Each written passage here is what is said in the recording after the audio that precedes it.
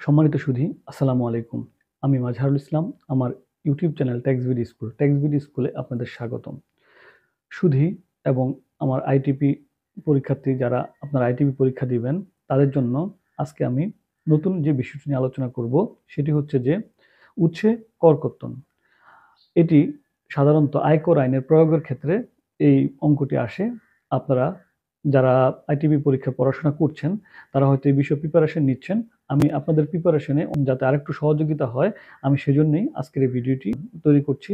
আপনারা যারা এখনো আমার চ্যানেলটি সাবস্ক্রাইব করেন না, তারা চ্যানেলটি সাবস্ক্রাইব করবেন এবং লাইক, শেয়ার, কমেন্টস করে আমার সাথে থাকবেন। তো শুধু আমরা চলে যাচ্ছি যে আয়কর অঙ্কের জন্য বা আয়কর বিধির যে প্রয়োগ, সেই প্রয়োগের ক্ষেত্রে উৎসে কর কর্তনের যে অঙ্ক বা যে ধারাগুলো থাকে, সেই ক্ষেত্রে কেমন হবে সেটি আজকে আলোচনা করব।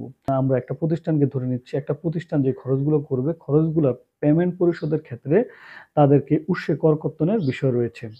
এখন এই উৎসে কর কর্তনের ক্ষেত্রে শতকরা কত হারে উৎসে কর কর্তন করতে হবে এবং কোন কোন খরচগুলা পরীক্ষায় আসার উপযোগী বেশি, অনেক খরচ রয়েছে। তার মধ্যে আমি কয়েকটি বিষয় বা কয়েকটি খরচ আপনাদের সামনে তুলে ধরছি, যে বিষয়গুলো, এই খরচগুলো সাধারণত পরীক্ষায় যদি অঙ্ক আসে তাহলে ওই খরচগুলো সাধারণত থাকে।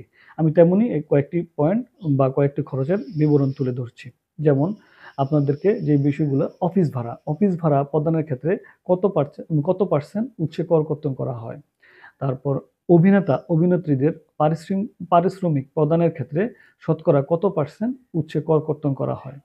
তারপর ৩ নম্বরে সংবাদপত্র, ম্যাগাজিনের উপর বা বিজ্ঞাপন বিলের উপর শতকরা কত পার্সেন্ট উৎসে কর কর্তন করতে হয়।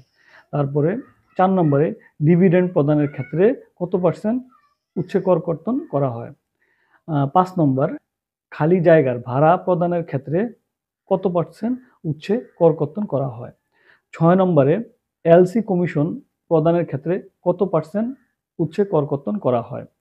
৭ নম্বর, আমরা যারা আয়কর আইনজীবী বা আইনজীবী, তাদের কনসালটেন্সি ফি প্রদানের ক্ষেত্রে, একটা প্রতিষ্ঠান যখন কনসালটেন্সি ফি প্রদান করবে, সেক্ষেত্রে উৎসে কত পার্সেন্ট কর্তন করা হয়। ৮ নম্বর, ইন্স্যুরেন্সের কমিশন প্রদানের ক্ষেত্রে উৎসে কত পার্সেন্ট কর কর্তন করা হয়। তারপর হচ্ছে ৯ নম্বর, প্রিন্টিং, স্টেশনারি অথবা বাইন্ডিং ফি প্রদানের ক্ষেত্রে উৎসে কত পার্সেন্ট কর কর্তন করা হয়। ১০ নম্বর, ফিক্সড ডিপোজিট থেকে প্রাপ্ত কমিশন প্রদান করার ক্ষেত্রে উৎসে কত পার্সেন্ট কর কর্তন করা হয়। আমি ১০টি পয়েন্ট আপনাদের সামনে আলোচনা করলাম।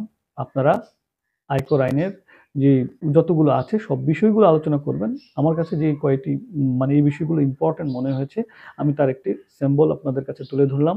আপনারা এই উৎসে কর কর্তন খুবই নাম্বার তোলার জন্য খুবই সহজ। কারণ আপনারা যদি হারটি মনে রাখেন, তাহলে ১ মার্ক সহজেই পাওয়ার সম্ভাবনা থাকে এবং ভুল যদি হয় শুধু সেই মার্কটি কাটা যাবে। তো আপনারা এটি মানে অঙ্কের হিসাব বিবেচনা করে এবং মার্ক তোলার ক্ষেত্রে উপযোগী মনে করে আপনারা উৎসে কর কর্তনের এই শতকরা হারগুলো একটু ভালো করে পড়ে নিবেন। তাহলে আমার বিশ্বাস আপনারা পরীক্ষায় অনেকাংশ এগিয়ে যাবেন। আমি সবাইকে ধন্যবাদ জানাচ্ছি। আপনারা পড়াশোনা করুন এবং পরীক্ষার জন্য ভালোভাবে প্রস্তুতি নেন এবং আমার চ্যানেলের সাথে যুক্ত থাকেন। আমি আরো নতুন নতুন ভিডিও, আপনারা পরীক্ষার উপযোগী এবং পাস করার উপযোগী যেসব ভিডিও প্রয়োজন হবে, আমি সেসব ভিডিওগুলো দিচ্ছি। আর আপনারা অনেকেই সাজেশন চাচ্ছেন।